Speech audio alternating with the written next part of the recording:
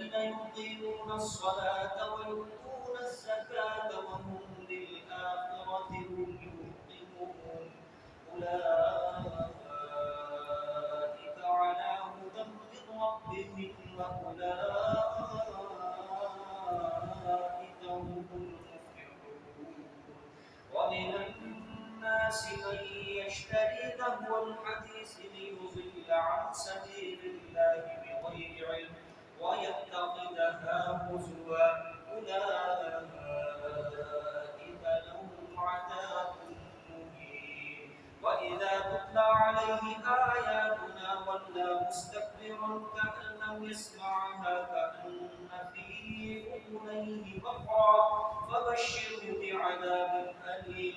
إن الذين آمنوا وعملوا الصالحات لهم جنات النعيم خالدين فيها وعد الله حقا وهو العزيز الحكيم. خلق السماوات بغير عمد ترونها وألقى في الأرض رواسي أن تميد بكم وبث فيها من كل دابة وأنزلنا من السماء ماء فأنبتنا فيها من كل زوج كريم. هذا خلق الله فأروني ماذا خلق الذين من دونه بل الظالمون في ضلال مبين. ولقد آتينا لقمان الحكمة أن اشكر لله ومن يشكر فإنما يشكر لنفسه ومن كفر فإن الله غني حميد. وإذ قال لقمان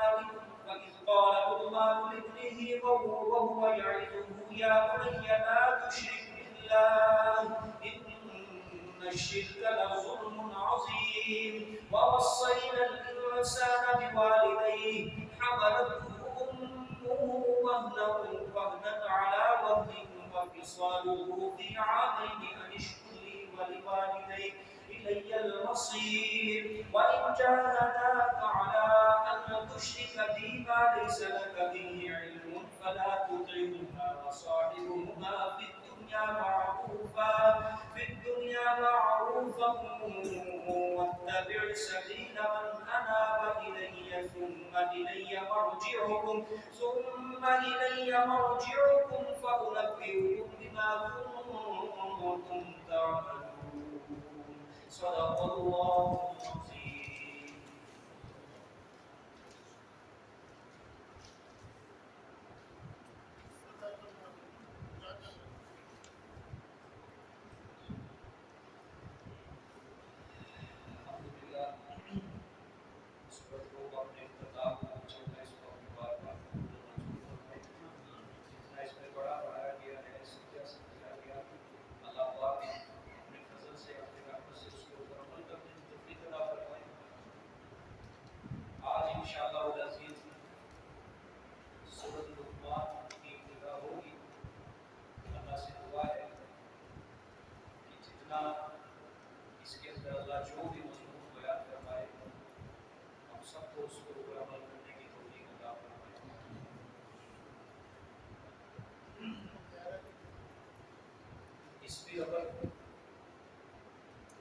سورۃ لقمان کو سورۃ الروم کے ساتھ اس کی ربط یہ ہے کہ سورۃ الروم میں کہا گیا کہ مسلمانوں اگر تم توحید پر قائم رہو گے، مصیبتیں برداشت کرو گے، تکلیفیں برداشت کرو گے تو میں تم کو غلبہ دوں گا۔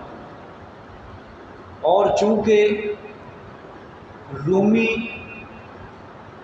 عیسائی جو تھے ان کی کچھ بنیادیں، کچھ اصول مسلمانوں تمہارے ساتھ ملتے ہیں، توحید کو وہ بھی مانتے ہیں، ان کو بھی غلبہ اسی مسئلے کی وجہ سے ہوگا اور تمہیں بھی غلبہ اسی مسئلہ توحید کی وجہ سے ہوگا۔ اور یہ مسئلہ توحید اس قدر اہم ہے، اس قدر اہمیت کا حامل ہے کہ لقمان علیہ السلام نے جب اپنے بیٹے کو نصیحت کرنا شروع کی تو ساری نصیحتوں میں سب سے پہلے جو اس نے نصیحت کی اللہ کی توحید کو سر فہرست رکھا۔ اس میں ربط سمجھ آیا کہ اے مسلمانوں، تمہیں کفار کے اوپر جو غلبہ حاصل ہوگا کس مسئلے کی وجہ سے؟ توحید والے مسئلے کی وجہ سے۔ اور یہ مسئلہ توحید اتنا اہم ہے، اتنی بے حد اہمیت کا حامل ہے کہ لقمان علیہ السلام نے جب اپنے بیٹے کو نصیحت کرنا شروع کی تو ساری نصیحتوں میں سب سے پہلے اس نے مسئلہ توحید کو بیان کیا۔ باقی ساری نصیحتیں بعد میں کی، سب سے پہلے اللہ کی توحید کی نصیحت کی کہ لا تشرک باللہ، بیٹا اللہ کے ساتھ کسی کو شریک نہیں۔ سمجھا گیا؟ اس میں مانوی ربط سمجھے۔ سورت روم کے اندر بتایا گیا کہ مسلمانوں میں تمہیں ضرور فتح ہوگا، بشرط یہ کہ تم شرک نہیں کرو گے، مسئلہ توحید کے اوپر مواظبت اور پابندی اختیار کرو گے، اس کی خاطر مصائب اور مشکلات برداشت کرو گے۔ اب سورت لقمان کے اندر اللہ پاک بیان توحید نفی شرک اعلی وجہ الکمال بیان کریں گے۔ بیان توحید نفی شرک اعلی وجہ الکمال، نہیں سمجھایا؟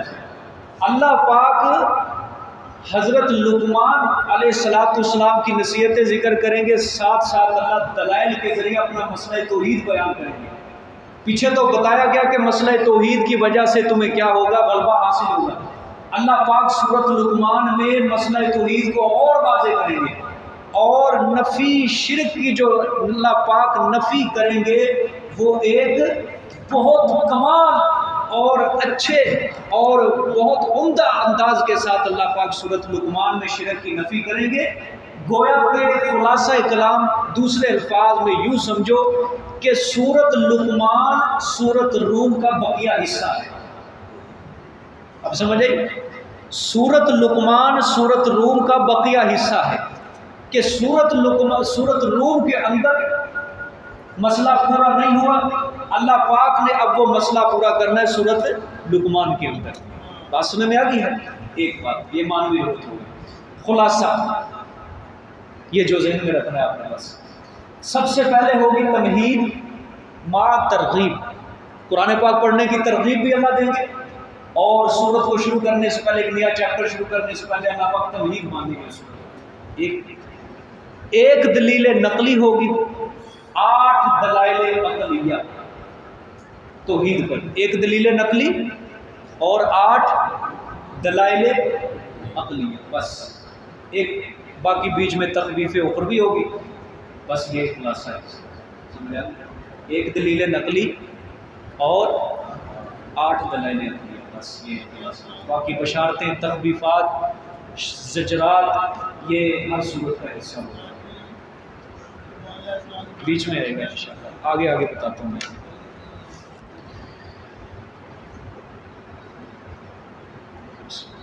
الف لام میم اللہ اعلم بمرادہ بہ، اس کی مراد کو صرف کون جانتا ہے؟ اللہ جانتا ہے۔ تلک آیات الکتاب الحکیم، تمہید ما ترغیب، سورت کی تمہید بھی باندھیں گے اللہ اور ترغیب بھی قرآن پاک کی طرف۔ یہ آیتیں ہیں کتاب کی الحکیم، جو حکمت سے پر ہے۔ سبحان اللہ، یہ آیتیں ہیں کتاب کی جو حکمت سے کیا ہے؟ پر ہے، حکمت والی کتاب کی، حکمت سے پر ہے۔ آگے ہدی ورحمۃ للمحسنین، ہدن رہنما ہے، یہ کتاب کی آیتیں رہنما ہیں، ورحمتن اور رحمت کس کے لیے؟ للمحسنین، دل سے نیکی کرنے والوں کے لیے۔ محسنین کا مطلب ایسے تو نیکی کرنے والوں کے، لیکن میں ترجمہ کرتا ہوں دل سے نیکی کرنے، کیونکہ نیکی ہوتی دل سے۔ نیت کس سے کی جاتی ہے؟ دل سے۔ نیت دل سے کی، انما الاعمال بالنیات، اعمال کا دار و مدار نیت پر ہے، نیکی کا دار و مدار نیت پر ہے، سمجھ آئی ہے؟ اس لیے دل سے نیکی کرنے والوں کے لیے یہ کتاب کیا ہوگی؟ ہدایت اور رہنما ہوا۔ اللہ پاک نے 3 صفتیں بیان کی، حکیم، ٹھیک ہے، حکیم ایک صفت، ہدن 2، ورحمتن 3۔ حکمت سے پر ہے یہ کتاب، حکیم ہے یہ کتاب، ٹھیک ہے، جو انسان اس کو سمجھ لے اس کو حکمت اور دانائی حاصل ہو جاتی ہے۔ دوسرا ہدن، جو انسان اس کو سمجھ لے اس کو سیدھا رستہ نصیب ہو جاتا ہے، ہدایت والا رستہ اس کے سامنے آ جاتا ہے۔ پھر تیسری صفت، اور جب ہدایت والے رستے پہ عمل کرے گا ورحمتن، اللہ پاک کی رحمت کا مستحق بن جائے گا۔ کن کے لیے؟ للمحسنین، جو دل سے نیکی کریں گے، دل سے سمجھیں گے، دل سے پڑھیں گے، اس پہ عمل کریں گے، ان کے لیے یہ کتاب کیا ہے؟ ہدی و رحمتن ہے، ٹھیک ہے۔ ایک بات آگے، الذین یقیمون الصلاۃ ویؤتون الزکاۃ وهم بالآخرۃ هم یوقنون۔ 3 صفتیں اللہ نے کتاب کی بیان کی ہیں، اپنی کتاب قرآن پاک کی۔ اب اللہ 3 صفتیں محسنین کی بیان کریں گے۔ کتنی؟ 3 صفتیں اب اللہ محسنین، جو دل سے نیکی کرنے والے ہیں، اللہ اب ان کی 3 صفتیں بیان کریں گے کہ ان کی صفتیں کیا ہیں محسنین کی۔ سب سے پہلی صفت، الذین یقیمون الصلاۃ، وہ محسنین وہ لوگ ہیں جو قائم کرتے ہیں نماز کو۔ کیا کرتے ہیں؟ نماز کو قائم کرتے ہیں۔ قائم کرنے سے مراد کہ نماز کے فرائض، واجبات، سنن، آداب سب کو ملحوظ نظر رکھتے ہیں، یہ ہوتا ہے نماز کو قائم کرنا۔ کہ گویا اس نے جو نماز کو پڑھا جس انداز سے، وہ بزبان حال یہ گواہی دینا چاہتا ہے، ربا جو میں اتنے احسن انداز سے فرائض، مستحبات، سنن کا لحاظ رکھتے ہوئے میں تیرے سامنے سجدہ ریز ہوا، میں نے رکوع کیا، میں نے قیام کیا، میں نے قرات کی، میں نے تسبیحات پڑھی، ربا میری اس نماز کو قبول کر کے اپنی بارگاہ عالیہ میں یا اللہ اس طرح قائم و دائم فرما دے جس طرح کوئی درخت سرسبز و شاداب کھڑا ہو اور اس کے اوپر کبھی خزاں ہی نہ آئے، ہمیشہ اس کے اوپر بہار ہی بہار رہے۔ سمجھ رہی ہے؟ یعنی میری اس نماز کو آخرت کے اندر ذریعہ نجات بنا دے۔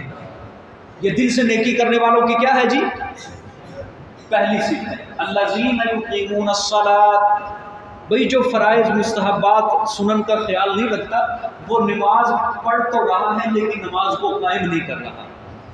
سمجھ آئیے بات؟ نماز پڑھ تو رہا ہے لیکن نماز کو قائم نہیں کر رہا، ٹھیک ہے، کیونکہ نماز کے اندر وہی اخلاص اور محبت اللہ تعالیٰ کو چاہیے۔ کیا چاہیے؟ صرف یہی نہیں کہ فرض ہی ادا کرنا ہے، ٹھیک ہے، لوگ کہتے ہیں کہ فرض ادا کرنا ہے، یوں لگتا ہے کہ قرض لیا ہو خدا سے، سمجھے؟ قرض تو نہیں لیا ہم نے خدا سے کہ بس فرض ادا کرنا ہے، بلکہ نہیں، یہ ہمارا کام ہے، یہ اپنے نفع کے لیے ہم نے یہ کام کرنا۔ الذین یقیمون الصلاۃ، وہ نماز کو کیا کرتے ہیں جی؟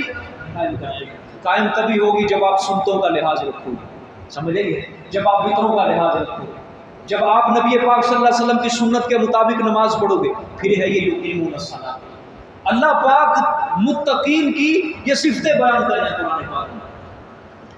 ایمان کے بعد جب اس نے کلمہ توحید قبول کر لیا، جب اس نے توحید والا مسئلہ، ہر جگہ اللہ پاک دوسرے نمبر پہ یہی بیان کر رہے ہیں کہ وہ جو متقین ہیں وہ نماز قائم کر رہے ہیں۔ سمجھ رہی ہے؟ وہ کیا کر رہے ہیں؟ نماز قائم کر رہے ہیں۔ شروع سورۃ بقرہ کو دیکھو، اللہ پاک نے فرمایا ھدی للمتقین، یہ کتاب متقین کے لیے کیا ہے؟ آگے پھر اللہ نے متقین کی 6 صفتیں بیان کی۔ پہلی صفت کون سی ہے؟ الذین یقیمون الصلاۃ، وہ لوگ نماز کو قائم کرتے ہیں۔ یہاں بھی اللہ نے فرمایا ورحمۃ للمحسنین، دل سے نیکی کرنے والوں کے لیے رحمت ہے، اور ان کی پہلی صفت کیا ہے؟ الذین یقیمون الصلاۃ، وہ لوگ کیا کر رہے ہیں؟ نماز کو قائم کر رہے ہیں۔ اللہ اکبر۔ حضرت عمر رضی اللہ تعالیٰ عنہ، آپ کو پتہ ہے بڑی سخت طبیعت تھی، بڑا اللہ تعالیٰ نے جلال دیا، روب دیا، دبدبا دیا۔ جتنے بھی ان کے ماتحت حکمران تھے 22 لاکھ مربع میل کے اندر، گورنر جس کو کہتے ہیں، ہر ملک کا الگ گورنر، سب سے زیادہ حضرت عمر رضی اللہ تعالیٰ عنہ تاکید جو کرتے تھے وہ نماز کی کرتے تھے۔ اگر کہیں سے حضرت عمر کو شکایت پہنچ جائے کسی گورنر کی کہ فلانے ملک فلانے علاقے کا گورنر نماز کی پابندی کے اندر کوتاہی کرتا ہے، نماز کی پابندی، یہ نہیں نماز نہیں پڑھتا، نماز کی پابندی کے اندر کوتاہی کرتا ہے، حضرت عمر اس کو عہدے سے معزول کر دیتے تھے، تو سائڈ پہ ہو جائے، تو اس عہدے کا حقدار ہی نہیں ہے۔ اور آج جو سب سے بڑا بے نمازی ہوتا ہے اس کو کرسی ملتی ہے، یوں ہی ہے جی، سب سے بڑا بے نماز جو ہوتا ہے، سب سے بڑا بددین جو ہوتا ہے اس کو کرسی ملتی ہے، اور انہی لوگوں کو ہم ووٹ دینے جا رہے ہیں۔ اللہ بچائے، اللہ سب کو دین کی صحیح سمجھ نصیب فرمائے۔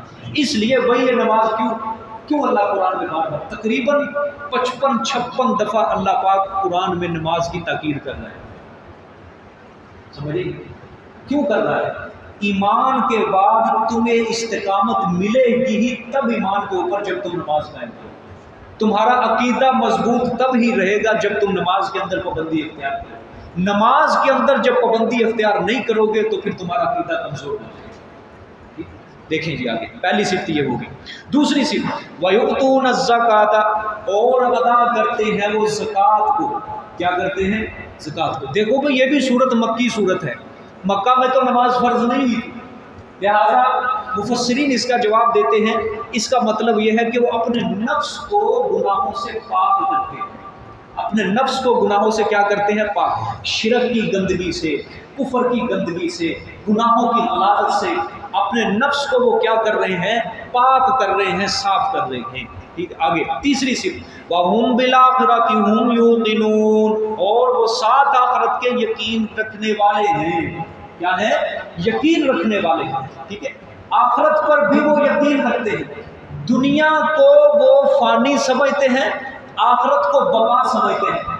وہی ہدایت، اصلاح اور فلاح کی جو اصل جڑ ہے انسان کے لیے وہ آخرت ہے۔ ہدایت، اصلاح، فلاح، تین چیزیں کہہ رہا ہوں، ہدایت، اصلاح، فلاح، ان تینوں چیزوں کی جو اصل جڑ ہے وہ کیا ہے؟ آخرت۔ جس بندے کے دل میں روز محشر کی فکر ہوگی، اس کا ڈر اور خوف ہوگا، وہ ہدایت بھی پائے گا، وہ اپنی اصلاح کرنے کی بھی کوشش کرے گا، وہ فلاح بھی پا جائے گا۔ سمجھ آئی نا بات؟ جس کو مرنا یاد نہیں ہے، جس کو موت یاد نہیں ہے، جس کو قبر کی زندگی یاد نہیں ہے، جس کو آخرت کی زندگی یاد نہیں ہے، جو اللہ کی ملاقات کی امید نہیں رکھتا، نہ اس کو ہدایت ملے گی، نہ اصلاح کرنے کی کوشش کرے گا، نہ فلاح کرے گا۔ چنانچہ دنیا کے اندر ہم دیکھتے ہیں اصلاح کرنے کی کوشش وہی آدمی کر رہے ہیں کہ جن کو آخرت کا فکر ہوتا ہے، جن کو آخرت کا فکر نہیں ہوتا وہ اصلاح اپنی نہیں کروا رہے ہیں، بالکل نہیں کروا رہے۔ ٹھیک ہے، دنیا کے ظاہر کے اوپر وہ کیا رکھتے ہیں؟ امیدیں قائم رکھ کے بیٹھے ہوئے ہیں۔ اللہ اکبر۔ آگے دیکھیں جی، کتنی صفتیں ہو گئی ہیں جی؟ 3 صفتیں۔ اب دیکھو اللہ پاک اب 2 ثمرے بیان کرے گا، ٹھیک ہے، جن کے اندر اللہ نے فرمایا یہ 3 صفتیں ہوں گی، 2 ثمرے، ثمرہ دنیاوی، ثمرہ اخروی۔ ثمرہ دنیاوی پہلی بشارت، اولئک علی ھدی من ربہم، یہی وہ لوگ ہیں اوپر ہدایت کے اپنے رب کی طرف سے۔ ثمرہ دنیاوی بشارت بھی ہے، نتیجہ اللہ نکالا کہ یہ جو نماز قائم کر رہے ہیں، زکوٰۃ ادا کر رہے ہیں، اپنے نفس کو پاک کر رہے ہیں، آخرت پر یقین رکھتے ہیں، یہ اپنے رب کی طرف سے کیا ہے؟ ہدایت پر ہیں، سیدھے راستے پر۔ آگے ثمرہ اخروی، وَأُولَٰئِکَ هُمُ الْمُفْلِحُونَ، اور یہی وہ لوگ ہیں کامیاب ہونے والے۔ کیا ہیں؟ کامیاب ہونے والے۔ صحابہ نماز قائم کرتے تھے یا نہیں کرتے تھے؟ مکہ مکرمہ کے اندر اپنے نفس کو پاک کر رہے تھے یا نہیں کر رہے تھے؟ شرک کی گندگی سے، غلاظت سے دور رہ رہے تھے یا نہیں رہ رہے تھے؟ آخرت کے اوپر یقین رکھتے تھے یا نہیں رکھتے تھے؟ جب یہ تینوں صفتیں صحابہ کے اندر ہیں، جب یہ تینوں کام کے اوپر صحابہ عمل کر رہے ہیں، تو پھر اولئک ھم المفلحون، اس آیت کا سب سے پہلے مخاطب اور سب سے پہلے مصداق بھی کون ہوں گے؟ صحابہ کرام ہوں گے۔ گویا اللہ پاک نے یہ صحابہ کی عظمت بھی بیان کر دی۔ کیا کر دی؟ مکی صورت ہے، مکی صورت ہے، اور اللہ پاک نے یہ صحابہ کی کیا کی ہے؟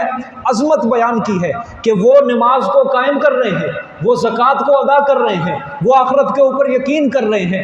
آج بھی اگر کوئی بے ایمان اٹھ کے گئے، نہیں، وہ سارے منافق پل رہے تھے پیغمبر کی تربیت میں۔ بولو، قرآن کی اس آیت کا انکار ہوگا یا نہیں ہوگا؟ جو بندہ بے ایمان کہے گا ابو بکر صدیق علیہ باللہ مرتد ہو گیا تھا، عمر فاروق مرتد ہو گئے تھے، اسلام سے پھر گئے تھے، آل رسول کے اوپر انہوں نے بڑا ظلم و ستم ڈھایا، قرآن کی اس آیت کا انکار کر رہا ہے یا نہیں کر رہا؟ اس آیت کے اندر حضرت ابو بکر بھی ہے، حضرت عمر بھی ہے، حضرت عثمان غنی رضی اللہ تعالیٰ عنہ بھی ہیں۔ یہ مہاجر تھے نا، یہ سارے مکہ مکرمہ کے اندر رہنے والے تھے، مکہ کے باشندے تھے۔ اللہ پاک نے ان کو بھی اس کے اندر مخاطب کیا ہے، یہ کیا ہو گئے ہیں؟ کامیاب ہو چکے ہیں۔ یہ بات سمجھ میں یہ کہ نہیں؟ اللہ اکبر۔ اگر حضرت ابو بکر صدیق رضی اللہ تعالیٰ عنہ، ان کا کردار مستقبل کے اندر مجروح ہونا تھا، ان کا کردار اتنا غلیظ ہونا تھا، اللہ ابو بکر کی بیٹی کبھی پیغمبر کے نکاح میں نہ آنے دیتا۔ اگر عمر کا کردار غلط ہونا تھا، اس نے آل رسول کے اوپر ظلم کرنا تھا، اللہ عمر کی بیٹی بھی کبھی بھی پیغمبر کے نکاح میں نہ جانے دیتا۔ ہاں، اس سے بھی بڑھ کر میں کہتا ہوں، یہ تو چلو ایک بات رہ گئی نا، یہ تو ایک طرف بات رہ گئی، اگر عمر رضی اللہ تعالیٰ عنہ پیغمبر کے دنیا سے جانے کے بعد بدل گئے، علی اپنی بیٹی عمر کو کبھی نہ دیتا۔ شاید تمہیں کسی کو نہ پتا ہو یہ بات۔ ہاں، کیا نام تھا بیٹی کا؟ ہاں، کیا نام تھا جی؟ ام کلثوم۔ یہ حضرت علی کی بیٹی، مولا علی کی بیٹی۔ ہاں، کس کے نکاح میں تھی؟ عمر کے نکاح میں تھی۔ اس لیے چوٹ مارنے کے لیے کہا کرو داماد علی، سمجھ آئیے کہ نہیں؟ ہاں، اور آپ کو پتہ ہے بیٹیوں کے رشتے جو دیے جاتے ہیں نا، یہ یوں ہی نہیں دیکھا جاتا بندے کو۔ 100 بار انسان رات کی تنہائیوں میں بیٹھ کے سمجھتا ہے، غور و فکر کرتا ہے، آیا یہ شخص میری بیٹی کے لائق ہے یا نہیں، پیغمبر کی نواسی کے لائق ہے یا نہیں۔ سمجھ آئیے نا بات؟ ہاں، علی کبھی بیٹی نہ دیتا ہوں میں، کبھی نہ دیتا۔ خطیبانہ چوٹیں ہمیں بھی کرنی آتی ہیں ممبروں پہ بیٹھ کے۔ عمر، کتنے لفظ ہیں اس میں؟ 3 لفظ ہیں، عین میم را۔ کتنے؟ عین میم را۔ اگر صحیح طرح پوچھو مجھے، یہ عین علی والی ہے، یہ میم محمد والی ہے، یہ را رب والی ہے۔ عمر کی بیٹی محمد کے گھر میں صلی اللہ علیہ وسلم، محمد کی بیٹی علی کے گھر میں۔ میرے ہاتھوں کی طرف دیکھو، عمر کی بیٹی پیغمبر کے گھر میں، پیغمبر کی بیٹی علی کے گھر میں، علی کی بیٹی عمر کے گھر میں۔ اللہ اکبر۔ علی نے عمر کو چنا، کیوں؟ کیونکہ عمر کو میرے پیغمبر نے جھولیاں پھیلا کے مانگا، اور را رب والی، رب نے اپنے پیغمبر کی جھولی کو بھر دیا عمر کے گھر۔ باتیں کرنا آسان ہے بڑی، ہاں، یہ تنقید کرنی صحابہ اکرام کے اوپر بڑی مشکل ہے۔ یہ ان کی کتابیں بھی کہتی ہیں کہ مولا علی نے حضرت عمر کے نکاح میں بیٹی دی تھی۔ اللہ اکبر۔ چلیں جی آگے دیکھیں۔ وَمِنَ النَّاسِ مَن يَشْتَرِي لَهْوَ الْحَدِيثِ لِيُضِلَّ عَن سَبِيلِ اللَّهِ بِغَيْرِ عِلْمٍ۔ زجر ما تخویف اخروی ہے جی یہ، ٹھیک ہے، آگے دیکھیں۔ وَمِنَ النَّاسِ مَن يَشْتَرِي، اور بعض لوگوں سے وہ ہیں جو پسند کرتا ہے لہو الحدیث، توجہ، بیہودہ بات کو۔ کس کو؟ بیہودہ بات کو۔ لوگوں میں سے بعض وہ ہیں جو پسند کر، یشتری کا معنی ویسے ہوتا ہے جو خریدتا ہے، لیکن میں معنی کر رہا ہوں جو پسند کرتا ہے، کیونکہ انسان وہی چیز خریدتا ہے جو پسند کرتا ہے، ٹھیک ہے، جو پسند کرتا ہے بیہودہ بات کو۔ کیوں؟ وجہ لیضل عن سبیل اللہ بغیر علم، تاکہ وہ گمراہ کرے اللہ کے رستے سے۔ کیوں بیہودہ بات پسند کر رہا ہے؟ تاکہ وہ لوگوں کو اللہ کے رستے سے کیا کر دے؟ دور کر دے، گمراہ کر دے، روک دے، بغیر علم، بغیر کسی دلیل کے، بغیر علم کے۔ ہاں، وَيَتَّخِذَهَا هُزُوًا، اور بنا لیتا ہے اس سبیل اللہ کو مسخری کیا ہوا، ٹھیک ہے۔ ترجمہ پھر وَيَتَّخِذَهَا هُزُوًا، پیچھے آیا نا عن سبیل اللہ، وہ بنا لیتا ہے اس راستے کو، کون سا؟ جو سبیل اللہ، اللہ کا راستہ جو ہے، ہزوا مسخری کیا ہوا، یعنی ٹھٹھا کر رہا ہے، حق سے مذاق کر رہا ہے۔ اولئک لہم عذاب مہین، اب ان کے لیے کیا ہے؟ تخویف ہے، یہ لوگ واسطے ان کے عذاب ہوگا ذلیل کرنے والا۔ کیا عذاب ہوگا؟ ذلیل کرنے والا۔ اللہ نے پہلے محسنین کا بیان کیا ہے، پھر بعد میں اللہ پاک نے ان کے مقابلے میں اشقیاء کا بیان کیا ہے۔ اشقیاء ایک ہوتے ہیں سعید نیک بخت، ایک ہوتے ہیں شقی بدبخت لوگ۔ اشقیاء بدبخت لوگوں کا اللہ نے اس آیت کے اندر ذکر کیا، اور یہ آیت ذرا غور سے سمجھنی آپ نے، ذرا غور سے توجہ میری طرف۔ اللہ نے فرمایا کچھ لوگ ایسے ہیں قرآن سے اعراض کر کے کھیل کود کی باتوں میں، قصے کہانیوں کے اندر، خرافات کے اندر گانا بجانے والی لونڈیوں کے خریدار ہیں۔ یہ لہو الحدیث کی میں تفسیر آگے انشاءاللہ سارا بیان کروں گا، فی الحال اس کی تفسیر سمجھ لو اللہ بیان کرنا کیا چاہتے ہیں۔ کیوں خرافات کیوں بیان کر رہے ہیں؟ قصے کہانیاں کیوں بیان کر رہے ہیں؟ بیہودہ بات کو کیوں پسند کر رہے ہیں؟ تاکہ محفل کیا ہو جائے؟ گرم ہو جائے۔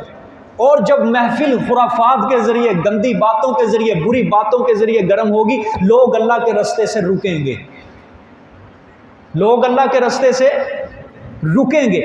اور اس کے علاوہ لوگ مسئلہ توحید سے، دین حق سے بے بہرا ہو جائیں گے، حق سے دور ہٹ جائیں گے، ٹھیک ہے؟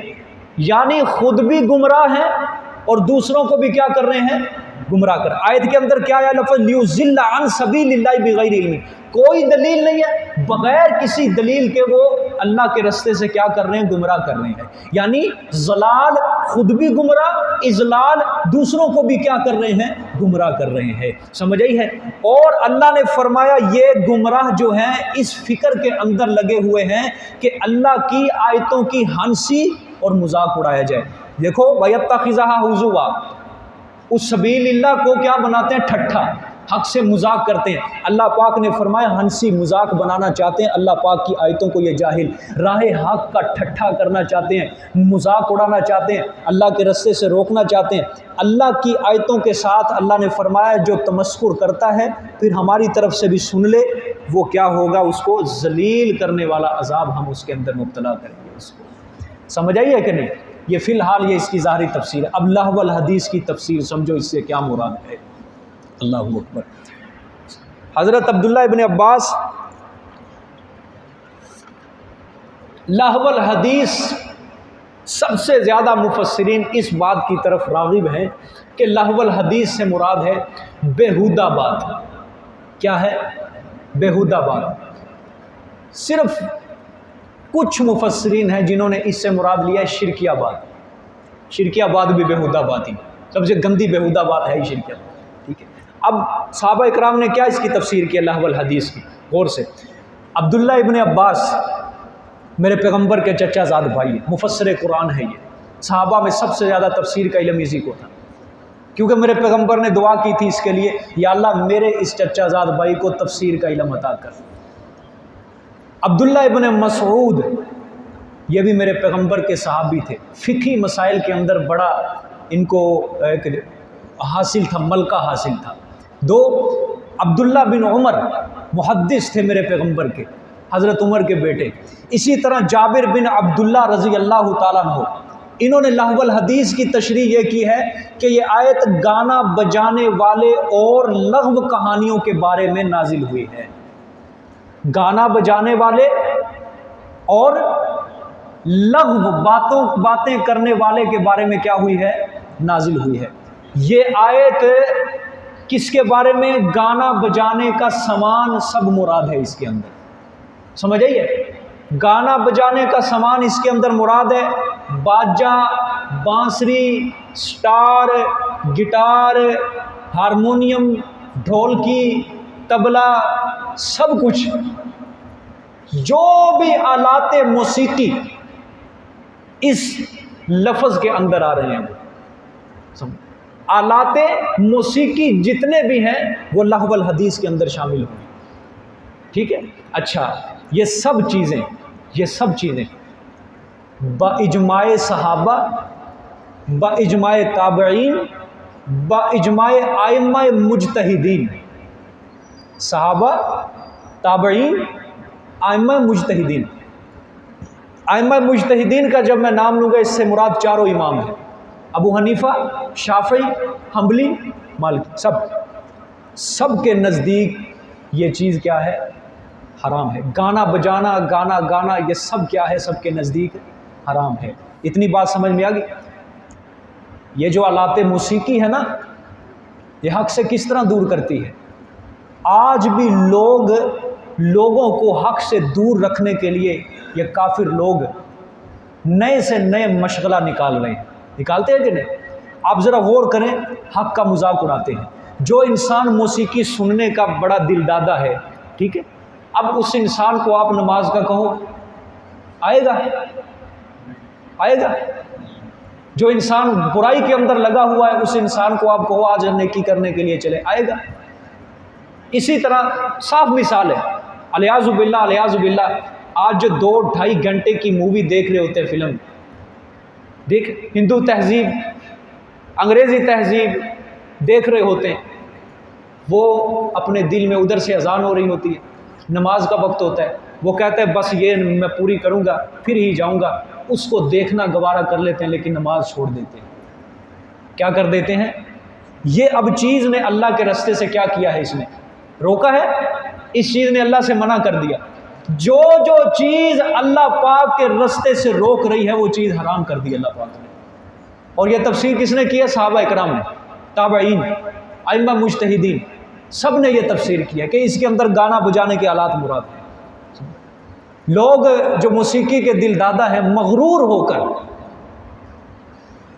آپ نیکی کی بات کہیں منہ پھیرتے ہیں، مغرور ہو کر وہ آپ کی بات سنے بغیر واپس چل پڑتے ہیں، گردن ہلا کے جاتے ہیں، بے ایمان گردن ہلا کے۔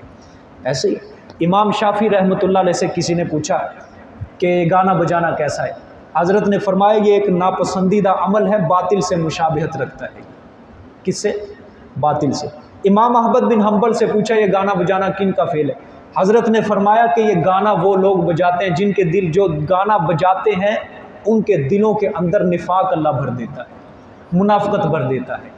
امام مالک سے کسی نے پوچھا کہ گانا بجانے والے لوگ کون ہوتے ہیں؟ حضرت نے فرمایا کہ یہ فاسق اور فاجر لوگوں کا کام ہے گانا بجانا۔ سمجھ آئیے کہ نہیں؟ آج میوزک ہے کوئی ہمارے معاشرے میں کوئی ہے اس کا کوئی دل کے اندر کسی کے نفرت ہو میوزک کی؟ کسی کے دل میں نہیں۔ ہر گھر کے اندر یہ موسیقی چل رہی ہے، ہر گھر کے اندر گانا چل رہا ہے، کوئی روکنے والا نہیں ہے، اور یقین کرو آپ اسے بچ نہیں سکتے۔ آج اتنی عام ہو چکی ہے یہ چیز، لیکن فی الحال دل کے اندر تو برا جان سکتے ہو کہ نہیں؟ اور دل کے اندر تم تب ہی برا جان سکتے ہو جب اس کو سنو گے نہیں۔ خود دل میں بات رکھو آج کے بعد میوزک ہمارے لیے حرام ہے، بس ہم نہیں سنیں گے، کسی کو نہیں سنیں گے۔ اس کی جگہ ہم قرآن کی تلاوت سنا کریں گے، اس کی جگہ ہم کیا سنیں گے؟ قرآن کی تلاوت سنا کریں گے، ہم حضرت محمد صلی اللہ علیہ وآلہ وسلم کی کوئی نعت سن لیا کریں گے۔ یہ اچھی چیزیں ہیں، لیکن موسیقی اچھی چیز نہیں، اس سے انسان کا دل مردہ ہو جاتا ہے، مردار ہو جاتا ہے، کوئی نیکی کی بات اس کے دل کے اوپر اثر نہیں کرتی جاتی۔ بات سن میں یہ کہ جو چیز اللہ کے رستے سے روک رہی ہے اس سے کیا ہو جاؤ؟ باز آ جاؤ اس رستے سے۔ سمجھ رہی ہے کہ نہیں؟ یہ لہو الحدیث کی تشریح یہ صحابہ اکرام نے کیا کی۔ اسی طرح ایک اور بات سمجھو، یہ بھائی چونکہ ہمارے لیے اللہ کا قرآن ہے، میرے پیغمبر ان آلات کو بنانے کے لیے نہیں آئے تھے، ان آلات کو توڑنے کے لیے آئے تھے۔ سمجھ آئیے؟ ان آلات کو توڑنے کے لیے، بلکہ تاریخ و سیر کی کتابوں میں لکھا ہے آپ صلی اللہ علیہ وسلم کو نبوت نہیں ملی تھی، بچپن کے اندر تھے، لڑکپن کی عمر تھی، اور لڑکپن کے دوست ہوتے ہیں نا، وہ آپ صلی اللہ علیہ وسلم کو ایک محفل میں لے کے جا رہے تھے، اور اس محفل میں گانا بجنا تھا، موسیقی چلنی تھی۔ آپ صلی اللہ علیہ وسلم نے پہلے انکار کیا، میں نہیں جاؤں گا، نہیں جا۔ دوستوں نے بار بار اصرار کیا، اور کسی بہانے سے وہ لے گئے۔ اللہ پاک نے میرے پیغمبر صلی اللہ علیہ وسلم کے اوپر وہ بے ہوشی طاری کر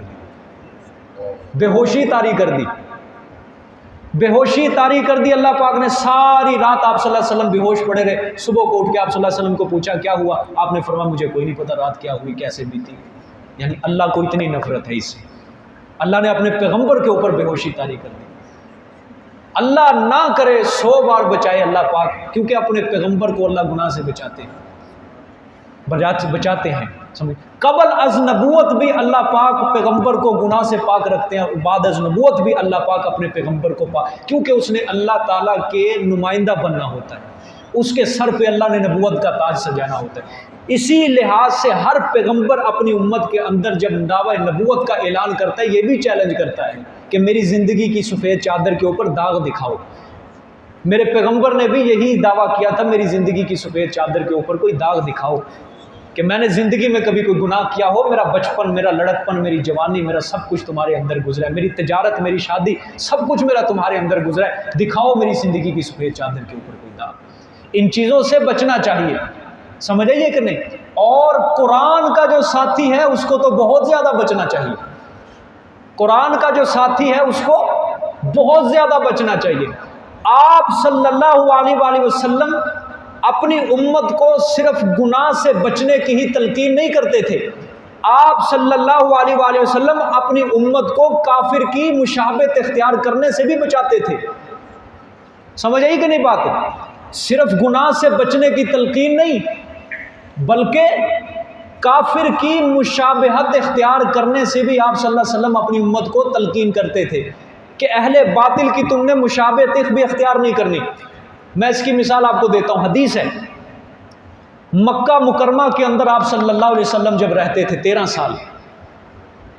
اب آپ ذرا غور سے سننا اس حدیث کو کہ یار آپ صلی اللہ علیہ وسلم مشابہت اختیار کرنے سے بھی اتنی نفرت کرتے تھے. مکہ کے جو مشرک تھے، کافر لوگ، وہ اپنے بالوں کو جب کنگھی کرتے تھے اس میں مانگ نکالا کرتے تھے. کیا نکالے تھے؟ مانگ.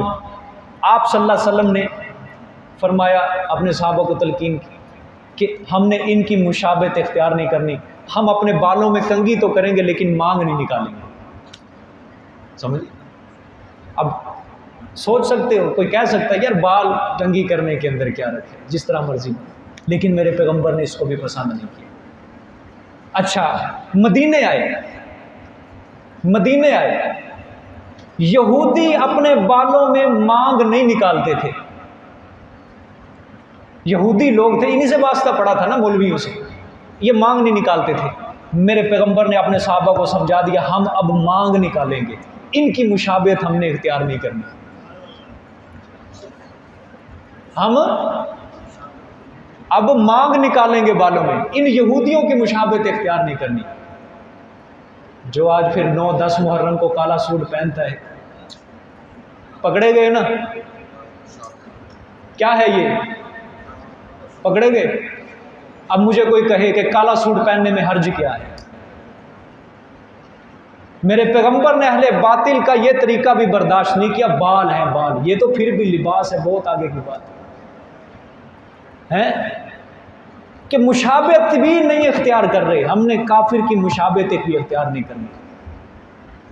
اور اما عائشہ کو گالی دینے والا،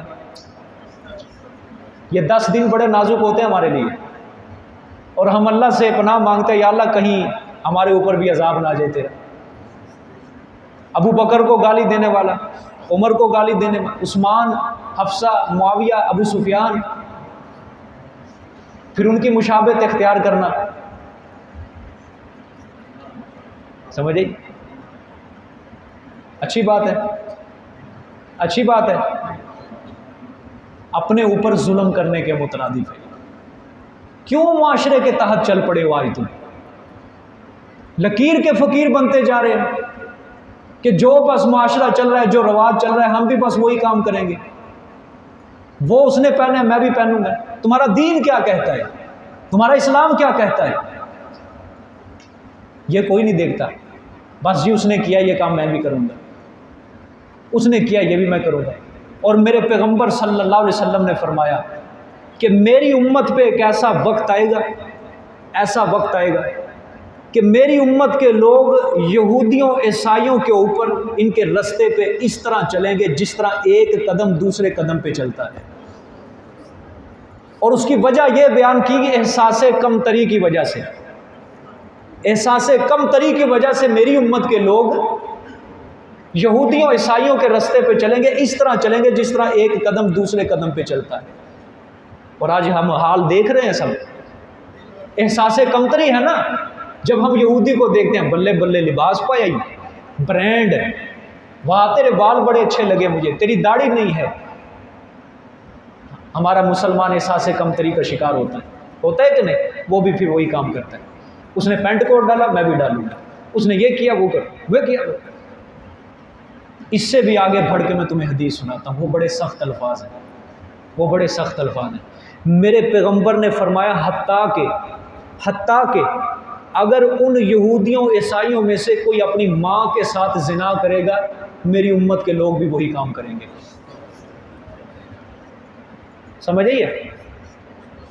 یہ مشابہت کا یہ نقصان ہوتا ہے کہ جب انسان کسی کام میں مشابہت اختیار کرتا ہے نا کسی کی، پھر آہستہ آہستہ آہستہ آہستہ پھر وہ انہی میں سے ہو جاتا ہے۔ سورۃ نساء میں اللہ نے کیا فرمایا؟ جدھر اللہ کی آیتوں کا، شریعت کا مذاق اڑایا جاتا ہو، تم نے ان کی مشابہت اختیار کی، اگر تم نے ان کی مجلس بھی اختیار کی، انہم اذا مثلہم، تم انہی میں سے ہو جاؤ گے۔ پھر یہ قرآن کہتا ہے۔ لوگ کہتے ہیں حرج کیا ہے؟ حرج کیا ہے؟ میں بتاتا ہوں حرج کیا ہے اس کا۔ اس کے اندر جو غیرت مند مسلمان ہوگا، حرج بہت بڑا ہے۔ حرج یہ ہے جب تو سفید لباس پہنے گا مجھے محمد عربی کی یاد آئے گی۔ حرج یہ ہے جب تو سفید لباس پہنے گا مجھے عائشہ کے شوہر کی یاد آئے گی، اور جب تو کالا لباس پہنے گا تو مجھے عائشہ کے دشمن کی یاد آئے گی۔ یہ حرج ہے۔ جب تو سفید لباس پہنے گا مجھے ابو بکر کے سسر کی یاد آئے گی، اور جب تو کالا لباس پہنے گا مجھے ابو بکر کے دشمن کی یاد آئے گی۔ یہ حرج ہے، یہ حرج ہے۔ سمجھ آئیے؟ ہاں، پہنو گے کہ نہیں کبھی کالا لباس؟ پہنو گے کبھی کالا لباس آئیں گے؟ مشابہت اختیار کرو گے؟ کبھی بھی نہیں، کسی سے نہیں مشابہت اختیار۔ ہم نے گناہ سے بچنا بھی ہے اور مشابہت سے بھی بچنا ہے۔ کس سے بچنا ہے؟ مشابہت بھی ہم نے کفر کی اختیار بالکل نہیں کرنی۔ آل رسول صحابہ کرام کا جو دشمن، اور دشمن بھی خطرناک، تبرہ کرنے والا، گالی دینے والا، اس کی شکل اپنانا، جس کے اندر غیرت ہوگی وہ کبھی یہ کام نہیں کرے گا۔ جس کو صحابہ سے محبت ہوگی کبھی وہ کالا لباس نہیں پہنے گا۔ اس کے دل میں یہی ہوگا کہ یہ ظالم بے ایمان ممبر کے اوپر بیٹھ کے میری ماں کو گالی دیتے ہیں، میں اس کی مشابہت اختیار کروں۔ اگر ہماری ماں کو کوئی گالی دے جائے، سگی ماں کو، دشمن کی ہم مشابہت اختیار کریں گے کبھی؟ کبھی نہیں کریں گے۔ میری وہ ماں جس کو قرآن نے میری ماں کہا ہے، اللہ نے قرآن میں کہا ہے کہ عائشہ تم سب مومنوں کی ماں ہے، اس ماں کو کوئی برا کہے اور میں اس کی شکل اختیار کروں، اس کی مشابہت اختیار کروں، لعنت ہے ہم پہ۔ ہاں، یہ فتوے کی باتیں نہیں ہیں، یہ تقوی کی بھی باتیں نہیں ہیں، یہ غیرت کی باتیں ہیں۔ غیرت ہے، ہمارے ایمان کی غیرت یہی ہے، یہ جذباتی باتیں نہیں ہیں۔ کوئی یہ نہ سمجھے کہ مولوی صاحب جذبات کے اندر، جذباتی نہیں ہے، یہ ایمان کی بات ہے، ایمان کی بات ہے ہمارے۔ یہی چھوٹی چھوٹی چیزوں میں مشابہت اختیار کرتے کرتے انسان انہی میں سے پھر داخل ہو جاتا ہے۔ پھر ایک دن آتا ہے پھر وہ ادھر جا کے پھر یہ بھی کرے گا، پھر نورتیاں بھی منائے گا پھر وہاں جا کے۔ سمجھ آئیے کہ نہیں؟ ارادہ کرتے ہو کہ نہیں آئندہ انشاءاللہ ہم یہ کام نہیں کریں؟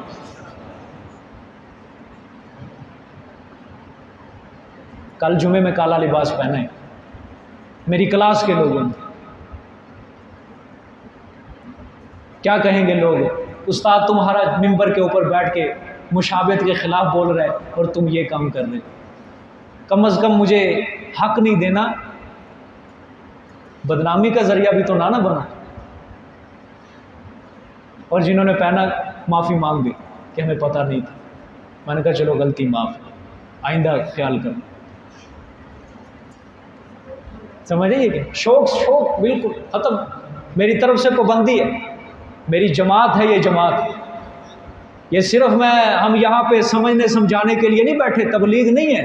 ہم نے اپنی جماعت کے نظم و ضبط کا خیال بھی رکھنا ہے، ہم نے اپنی جماعت کو بنانا ہے۔ یہ جماعت ہے، جماعت ایک پوری، ید اللہ علی الجماع، اللہ کا ہاتھ ہوتا ہے جماعت کے اوپر، اس لیے جو مشابہت اختیار کرے گا ہم نہیں اس کو بخشیں گے۔ میری جماعت سے فارغ ہے وہ، اور ایک انسان کے شخص کو تو میں نے یہاں تک بھی دیکھا کالا لباس پہنا، مسجد میں نماز بھی پڑھنے نہیں آئے، لوگ دیکھیں گے، قاری صاحب دیکھیں گے، مجھے مغرب کی نماز بھی پڑھنے نہیں آئے۔ مجھے بچوں نے بتایا کہ فلانا بندہ کالا لباس لیکن وہ نماز نہیں پڑھنے آئے، اور میں نے خود بھی اسے دیکھا، مجھے دیکھ کے بھاگ گیا، اور پھر جب عشاء کی نماز پڑھنے آیا نہا دھو کے دوسرا لباس پہن کے آ گیا، انا مسلم، میں مسلمان ہوں الحمدللہ، میں اچھا مسلمان ہوں۔ میں اس کو اپنی حیا سمجھوں یا اس کو غداری سمجھوں؟ حیا تو میں نہیں سمجھتا کہ اس نے میرا حیا کیا، کہ مسجد میں آیا لوگوں کا حیا کیا، کہ دوسرا لباس پہن کے آ گیا تاکہ لوگ سمجھے کہ میں مسلمان ہی ہوں۔ یہ حیا نہیں ہے۔ میں نے تمہیں یہاں اپنا حیا نہیں سکھایا، میں نے یہاں تمہیں اللہ کا حیا سکھایا۔ حضرت شعیب نے کیا کہا تھا اپنی قوم سے؟ قوم کے لوگوں نے کہا تیرے قبیلے کا لحاظ نہ ہوتا تجھے قتل کر دیتے۔ حضرت شعیب نے فرمایا ظالموں، میرے قبیلے کا لحاظ کر کے مجھے قتل نہیں کرتے تم، اللہ کا لحاظ کیوں نہیں کرتے تم؟ میرا لحاظ کر رہے ہو تم، میرے قبیلے کا لحاظ، تم اللہ کا حیا کیوں نہیں کر رہے؟ جس نے مجھے نبوت اور رسالت سے نوازا اس اللہ کا حیا کرو، اس ذات کا حیا۔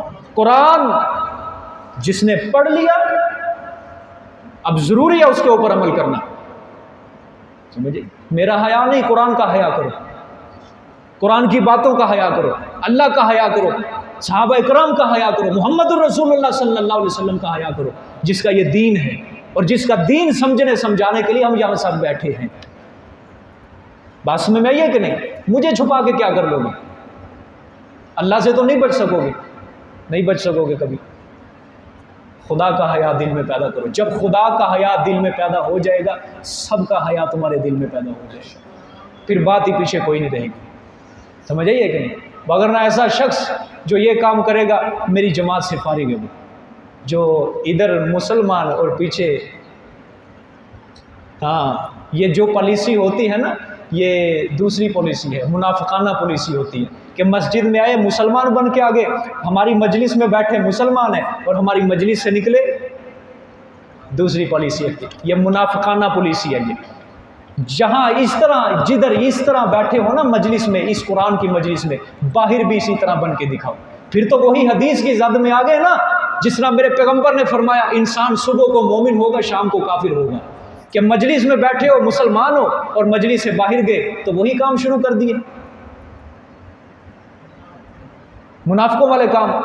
منافق یہی کرتے تھے نا کہ میرے پیغمبر کے پیچھے نمازیں بھی پڑھ رہے ہیں، مجلس میں بھی بیٹھے ہیں، اور قرآن کہتا ہے جب یہ نکلتے تھے تو پھر وہی بدبختیاں گستاخیاں شروع کر دیتے تھے، یہ ایسے ہے وہ ایسے ہے وہ فلاں ہے، پھر حرکتیں منافقوں والی شروع۔ یہ منافقانہ پالیسی کسی نے نہیں کرنی۔ میں اللہ کا شکر ہے دعا مانگتا ہوں یا اللہ میرے کسی ساتھی کے اندر یہ نفاق والی بیماری نہ آئے۔ مخلص مجھے چاہیے، مجھے 10 مل جائیں، 20 مل جائیں، 30 مل جائیں، 40 مل جائیں، میں اللہ سے دعا کرتا ہوں یا اللہ مجھے مخلص لوگ دے، منافق لوگوں کی مجھے ضرورت نہیں ہے، وگرنہ وہ بیٹھے کلاس میں، میری کلاس کا کوئی ساتھی نہیں ہے، مجھے مخلص کی ضرورت ہے، بیٹھے سنتا رہے، ایسے انسان سے میری بیزاری کا اعلان ہے، وہ میری کلاس کا حصہ ہی نہیں ہے جو یہ کام کرے کہ ادھر بیٹھا اور ہے اور ادھر استاد کی بدنامی، کلاس کی بدنامی کا سبب بن رہا ہے، قرآن کی یہ آیت کے اندر اللہ نے یہی فرمایا ہے نا، لیُضِلَّ عَنْ سَبِیلِ اللَّهِ بِغَیْرِ عِلْمٍ، بےہودہ بات کو پسند کرتے ہیں، اللہ کے راستے سے روک دیں، یہی آیت میں فرمایا اللہ نے۔ پھر اللہ نے فرمایا مذاق بناتے ہیں اللہ کے قرآن کا، اللہ کی آیتوں کا مذاق بناتے ہیں۔ ایسا میری جماعت کا ساتھی اگر باہر جا کے کوئی غلط کام کرے گا لوگ کیا کہیں گے؟ قرآن تمہارا استاد یہ کرتا ہے، تمہارے قرآن یہ کہتا ہے، درس کے اندر یہ بیان ہو رہا ہے، تم کیوں نہیں عمل کر رہے؟ وہ لوگوں کے دلوں میں قرآن کی نفرت پیدا کرے گا، لوگ قرآن سے دور ہٹیں گے۔ ایسا شخص ہمارے لیے نقصان کا باعث ہے، ایسا شخص ہمارے لیے مستقبل میں بڑے نقصان کا باعث بن سکتا ہے، جو ادھر اور ہوگا اور باہر جا کے اور ہوگا، صرف وہ ٹائم پاس کرنے کے لیے آتا ہے، کھانے پینے کے لیے بس یہاں آ رہا ہے اور کام کوئی نہیں ہے اس کا۔ انشاءاللہ مجھے پورا اعتماد ہے کہ ان کاموں کے اندر، لغو کاموں کے اندر آپ نہیں نہ پڑیں گے انشاءاللہ۔ ہاں اعتماد ہے الحمدللہ۔ آئندہ جس نے یہ کام کیا توبہ کر لے بالکل، اور جن نوجوانوں کے پاس کالے سوٹ ہیں میرے پاس کل کو مجلس میں لے کے آئے، ادھر ہم اس سوٹ کو پھاڑیں گے، میری طرف سے وہ سفید سوٹ اس کے بدلے نیا لے گے، ہے کہ نہیں؟ کر سکتے ہو یہ کام؟ یہ کام کر کے دکھاؤ، سمجھ آئیے کہ نہیں؟ ہاں دیکھو جی آگے، وَإِذَا تُتْلَىٰ عَلَيْهِ آيَاتُنَا وَلَّىٰ مُسْتَكْبِرًا كَأَن لَّمْ يَسْمَعْهَا كَأَنَّ فِي أُذُنَيْهِ وَقْرًا فَبَشِّرْهُ بِعَذَابٍ أَلِيمٍ۔ اب دیکھو پھر وہی آیت اللہ پاک بیان فرما رہے ہیں، اسی سے ملتی جلتی حالت اعراض کی حالت، اور جب پڑھی جاتی ہیں ان پر آیتیں ہماری، واللہ مستکبرن پھرتا ہے اکڑنے والا، اسی طرح ہے پھرتا ہے اکڑنے والا، کأن لم یسمعھا گویا کہ سنا ہی نہیں ہے ان کو، کأن فی اذنیہ وقرا گویا کہ اس کے کانوں میں بوجھ ہے۔ جب عمل نہیں کرنا تو بوجھ ہی سمجھتا ہے نا وہ نیکی کی بات کو، پھر یہاں کچھ اور ہوگا، باہر جا کے کچھ اور ہوگا، بوجھ سمجھتا ہے۔ قرآن کی آیتیں پڑھی بھی جا رہی ہیں، سن بھی رہا ہے لیکن عمل نہیں کر رہا، گویا کہ اس نے سنا ہی کچھ نہیں، ٹائم پاس کرنے کے لیے بیٹھا ہے یہاں پہ، کانوں میں بوجھ ہے، بوجھ، ٹھیک ہے۔ فبش اللہ نے فرمایا پھر ایسے بندے کو فبشروا بعذاب علیم، بس خوشخبری دے دو ان کو دردناک عذاب کی۔ سمجھ آئیے؟ غور سے دیکھ لو آیت کو، ہماری آیتیں پڑھی جاتی ہیں لیکن تکبر کرتے ہیں، اکڑ رہے ہیں، استاد کی بات نہیں مانتے، سمجھیے، عمل نہیں کر رہے، گویا کہ انہوں نے سنا ہی نہیں کچھ۔ جس نے عمل نہیں کرنا گویا کہ اس نے کچھ سنا ہی نہیں، اور کانوں میں بوجھ ہے۔ اللہ نے فرمایا ایسے شخص کو دردناک عذاب کی خوشخبری دے دو۔ کیوں؟ واللہ مستکبرن، تکبر کیا اس نے، اس کو چاہیے تھا میری آیتوں کو حق دیتا، اس کو چاہیے تھا میری آیتوں کے آگے سر جھکا دیتا، عاجزی اختیار کرتا، عمل کرتا، لیکن اس کی بجائے تکبر کیا، مدح کی بجائے اس نے اس کا انکار کر دیا، مذاق اڑایا۔ تعریف تو کیا کرنی تھی، ٹھٹھا اڑایا اس نے میری مذاقوں کا، سن بھی لیا، عمل نہیں کیا۔ دیکھو غور سے، تم پورا قرآن پڑھ لو آج، یقین کرو ایک ایک آیت آج ہمارے خلاف چلتی ہے، جھوٹ تو نہیں کہہ رہا،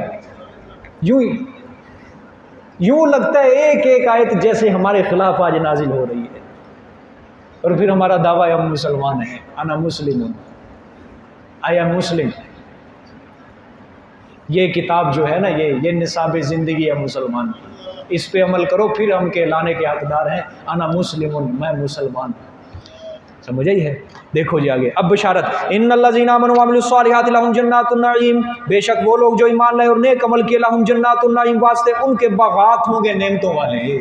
سبحان اللہ، جدھر اللہ آخرت کے عذاب کے ڈراوا دے رہے ہیں، ساتھ ہی مومنوں کو بھی خوش کر دیا ہے، ساتھ ہی اللہ نے کہہ دیا مومنو گھبرانا نہ، تمہیں جنت دوں گا ضرور، تم بس میرا کام پورا کرتے رہو۔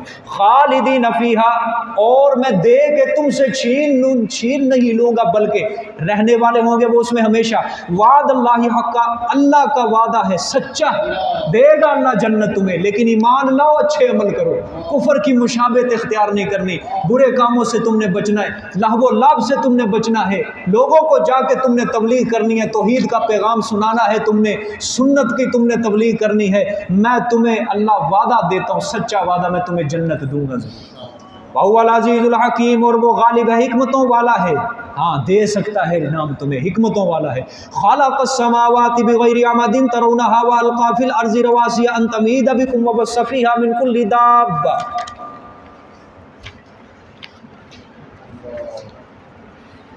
تنویر بھائی بتائیں جی کیا ہے یہ آیت؟ پریشان نہیں ہونا، کیا کہیں گے اس آیت کو اصطلاح میں؟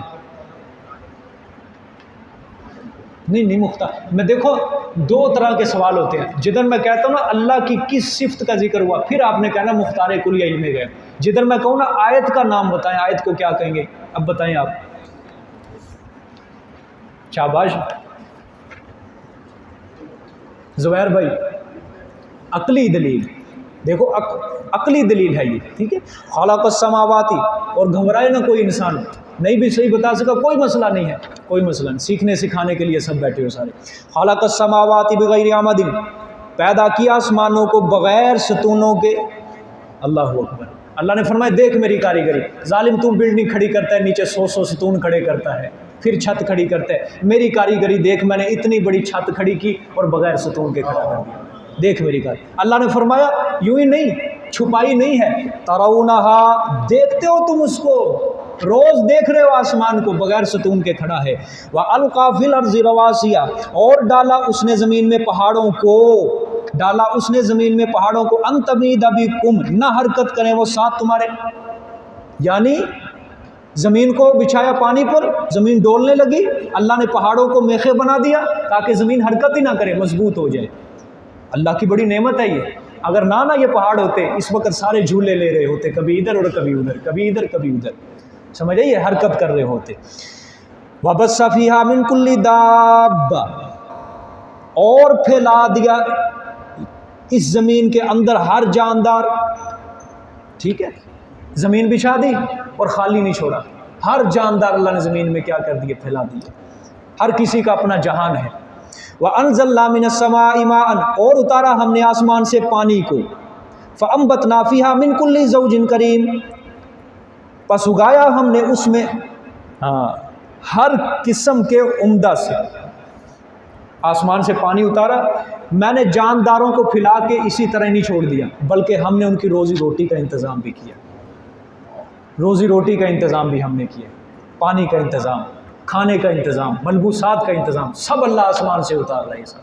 سب وہ ایک قطرے کے اندر چھپا ہوا ہے. یہ کس کی کاریگری ہے؟ ساری اللہ کی کاریگری ہے. ھذا خلق اللہ، یہ سارا جہان اللہ کا پیدا کردہ ہے. کس کا پیدا کردہ ہے؟ آگے بھی سنو، سبحان اللہ.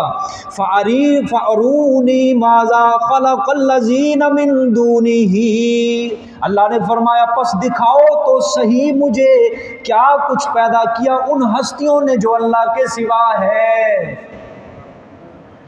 میرے سوا جن کو تم سجدے کر رہے ہو، جن کے نام کی تم نظر نیاز. 11ویں شریف، انہوں نے کیا پیدا کیا ہے؟ سارا کچھ تو میں نے پیدا کیا. سارا کچھ کس نے پیدا کیا؟ ہمارا خالق کون ہے؟ ہمارا مالک کون ہے؟ داتا کون ہے؟ گنج بخش کون ہے؟ کھوٹی قسمتیں کھری کرنے والا کون ہے؟ جھولے لال خوشیاں دے وے غم دے بیٹا. خوشیاں کون دیتا ہے؟ غموں کو کون ختم کرتا ہے؟ حضرت آدم علیہ السلام کی مشکل کشائی کس نے کی؟ سبحان اللہ. مشکل آئی کہ نہیں ان کے اوپر؟ کس کو پکارا؟ حضرت نوح علیہ السلام کو بھی مشکل پیش آئی، کس کو پکارا؟ کشتی چلنے کے وقت کس کو پکارا؟ کشتیاں پار کون لگاتا ہے؟ حضرت یونس علیہ السلام قرآن بیان کرتا ہے 3 اندھیروں کے اندر کس ذات کو پکارا؟ اس کو پتا تھا یونس کو، میری پکار کو کوئی نبی نہیں سنے گا یہاں سے، میری پکار کو یہاں سے سنے گا تو صرف کون سنے گا؟ اللہ اکبر. ابراہیم نے آگ کے سمندر میں چھلانگ تو لگا دی، لیکن کس کو پکارا؟ بلند آواز سے، ہی کے اوپر ضرب دو، ہی کے اوپر. ابراہیم نے کس کو پکارا؟ اولاد لینے کے لیے کس کو ندا دی؟ یعقوب علیہ السلام نے اپنی بینائی تو ختم کروا لی بیٹے کی جدائی کے اندر، لیکن کس ذات کو پکارا؟ انما اشکو بثی وحزنی الی اللہ. اللہ کا قرآن کہتا ہے میرے یعقوب نے سب کچھ لٹا تو دیا، لیکن کسی کے سامنے شکوہ نہیں کیا. پھر بھی اپنی زبان سے کہتا ہے انما اشکو بثی وحزنی الی اللہ، میری فریادوں کو سننے والا کون ہے؟ میرے حزن و ملال اور غم کو جاننے والا بھی کون ہے؟ حضرت زکریا علیہ السلام نے اولاد لینے کے اندر 120 سال کی عمر میں کس کو پکارا؟ حضرت موسیٰ نے بحر کلزم کے کنارے کس کو پکارا؟ حضرت عیسیٰ نے ماں کی گود کے اندر کس کو پکارا؟ میرے محمد عربی صلی اللہ علیہ وسلم نے بدر کی رات میں سجدے میں سر رکھ کے کس کو پکارا؟ سب کا مشکل کشا کون کون؟ میرے محمد کا بھی مشکل کشا کون؟ ابو بکر کا بھی مشکل کشا کون؟ فاروق اعظم کا بھی مشکل کشا کون؟ عثمان کا بھی مشکل کشا کون؟ علی المرتضیٰ کا بھی مشکل کشا کون؟ اللہ بھی کے بیماروں کو شفا عطا فرمائے۔ کبھی اندھیروں کے اندر بیٹھ کے اپنے گریبان میں جھانکو، تمہارا ضمیر کہے گا کہ مشکل کشا وہ نہیں ہوتا جس کے اوپر مشکل آ جائے، بلکہ مشکل کشا وہ ہوتا ہے جو ساری مشکلوں کو حل کرتا ہے۔ ہاں، علی کا بھی مشکل کشا کون؟ بھی پہ ضرب دو تاکہ بھی کے بیماروں کو اللہ شفائے کاملہ عطا فرمائے۔ علی کا بھی مشکل کشا کون؟ علی لینے والا دینے والا کون؟ علی مانگنے والا عطا کرنے والا کون؟ علی جھولیاں پھیلانے والا جھولیاں بھرنے والا کون؟ علی بیٹوں والا بیٹوں سے پاک کون؟ علی رشتوں والا رشتوں سے پاک کون؟ سب کا مشکل کشا کون؟ اس عقیدے کے اوپر پکے ہو، اس ہی کے اوپر پکے ہو جاؤ۔ یہ کل قیامت والے دن جب تمہاری نیکیاں تلیں گی، یہ ہی والی نیکی ساری نیکیوں پر بھاری پڑ جائے گی، یہ ساری نیکیوں کے اوپر بھاری پڑ جائے گی انشاءاللہ۔ اللہ شرک کی ذرہ برابر گندگی نجاست سے ہم سب کو بچائے۔ اللہ اکبر۔ اللہ نے فرمایا ھذا خلق اللہ، یہ سارا جہان کس کا پیدا کردہ؟ اللہ۔ فارونی ماذا خلق الذین من دونہ، پس دکھاؤ تو صحیح مجھے کس نے پیدا کیا، ہاں پس دکھاؤ تو صحیح مجھے وہ کچھ کیا کچھ پیدا کیا ان ہستیوں نے جو اس کے سوا ہے، اللہ کے سوا۔ بل الظالمون فی ضلال مبین، اس سے پہلے کسی نے کچھ پیدا نہیں کیا، کسی ہستی نے کچھ پیدا نہیں کیا۔ ہاں اللہ کہتے ہیں کہ مکھی بھی نہیں بنا سکتے، کہتے ہیں کہ نہیں؟ ہاں لن یخلقوا ذبابا، مکھی بھی نہیں بنا سکتے۔ صرف ادھر نہیں ختم نہیں کیا، اللہ نے فرمایا والا وجتمعوا لہ، سارے اکٹھے کر لو۔ آئے کس کو؟ سارے اکٹھے کر لو، جو تم نے معبود بنا رکھے ہیں نا، سب کو اکٹھا کرو میدان میں، ان کو مکھی بنا کے دکھا۔ یہ مکھی میرے خیال یہ بھینس جتنی ہوتی ہے نا، کسی بھینس جتنی ہوتی ہے، کتنی ہوتی ہے؟ اتنی ہوتی ہے یہ، اس کا وزن بھی میرے خیال نہیں ہوگا بیچاری۔ اللہ کہتے ہیں اسے روح پھونک کے دکھاؤ اس میں۔ آئے اسی پہ اللہ نے بس نہیں کیا، اللہ نے فرمایا اللہ اکبر، کیا ہے جی آگے حافظو؟ اگر وَإِن يَسْلُبْهُمُ الذُّبَابُ شَيْئًا لَّا يَسْتَنقِذُوهُ مِنْهُ، اگر مکھی پیدا کرنا تو دور کی بات، مکھی ان سے کوئی چیز چھین کر بھی لے جائے، ہاں مانگ کے نہیں بھائی، ہاں یہ مانگتے ہیں، اللہ نے فرمایا مکھی چھین کر بھی لے جائے، اللہ اکبر، چھین کر بھی، اور جو چھین لیتا ہے وہ طاقتور ہوتا ہے، اور جس سے چھین لی جائے وہ کمزور، وہ کیا ہوتا ہے بولو سارے؟ کمزور، اور جو چھین لے وہ طاقتور۔ اللہ فرماتے ہیں لا یستنقذوہ منہ، لا یستنقذوہ منہ، یہ مکھی سے چھینی ہوئی چیز بھی واپس نہیں لے سکتے، اتنی بھی طاقت نہیں ہے ان کے پاس جن کو میرے سوا تم پکار رہے ہو۔ اچھا مکھی یہ 1.5 کلو چیز لے کے جاتی ہے چھین کے، کتنی چیز لے کے جاتی ہے؟ 1.5 کلو، 2 کلو، 5 کلو، 10، ایک ذرہ بس اتنا سا لے کے جاتی ہے۔ اللہ نے فرمایا وہ بھی نہیں لے سکتے، اور تم کہتے ہو کھوٹی قسمتیں کھڑی کرتے ہیں، اس پہ دربار پہ جاؤ گے اولاد دے گا، وہاں جاؤ گے کھوٹی قسمتیں کھڑی ہو جائیں گی، وہاں جاؤ گے یہ ہو جائے گا، وہاں جاؤ گے رزق میں اضافے ہو جائیں گے۔ اللہ نے فرمایا ضعف الطالب والمطلوب، اللہ اکبر، مکھیاں بھی ان سے کھانا چھین کر لے جاتی ہیں۔ اللہ نے فرمایا مانگنے والا بھی کتنا کمزور، اور 2 گز زمین کے نیچے جس سے مانگا جا رہا ہے مطلوب وہ بھی کمزور۔ اللہ اکبر. جب دوسروں کی باری آئی، مشرک کی باری آئی، اللہ نے فرمایا کمزور ہے یہ مانگنے والا. لیکن جب اپنی باری آئی اللہ نے فرمایا ان اللہ لقوی، سب سے زیادہ طاقتور کون؟ اللہ اکبر. آگے فرمایا العزیز، سب سے زیادہ زبردست کون ہے؟ ساری کائنات زیر دست زبردست کون ہے؟ ساری کائنات فقیر دینے والا کون ہے؟ سمجھ آئی کہ نہیں؟ اللہ نے فرمایا بل الظالمون فی ضلال مبین، کسی نے کچھ پیدا نہیں کیا بلکہ یہ ظلم کرنے والے ہیں بیچ گمراہی صاف کے ہیں. اپنے آپ پر ظلم کرنے کوئی دلیل نہیں ہے، کوئی کچھ نہیں ہے. جزاک اللہ جی، آج کے لیے کافی.